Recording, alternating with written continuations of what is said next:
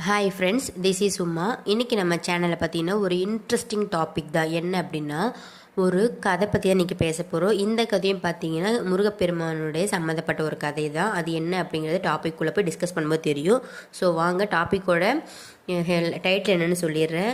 மான் பால் உதித்த பெண்மணி அப்படிங்கிறது என்னோட டாபிக். ஸோ அது எப்படி உருவான கதை அப்படின்னு சொல்லி பார்க்கலாம். வாங்க ஃப்ரெண்ட்ஸ், டேரக்ட் டாப்பிக்குள்ளே போயிடலாம்.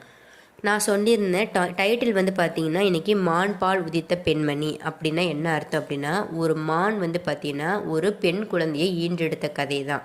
ஸோ அந்த பெண் குழந்தை யார் அப்படிங்கிறது வந்து பார்த்திங்கன்னா இந்த கதையோட முடிவு உங்களுக்கு தெரியும். ஸோ வந்து பார்த்திங்கன்னா இந்த கதையை வந்து ஸ்கிப் பண்ணாமல் நல்லா லிசன் பண்ணி கேளுங்க, இன்ட்ரெஸ்டிங்காக இருக்கும். ஃபஸ்ட்டு வந்து பார்த்திங்கன்னா இந்த கதை எப்படி ஸ்டார்ட் ஆகும் அப்படின்னா, தொண்டை நாட்டில் பார்த்திங்கன்னா மேற்பாடி அப்படின்னு சொல்லி ஒரு ஊர் இருக்குது. அந்த ஊருக்கு பக்கத்தில் பார்த்திங்க அப்படின்னா ஒரு மிகப்பெரிய வான அளவுக்கு இருக்கக்கூடிய ஒரு மலை இருக்குது. அந்த மலை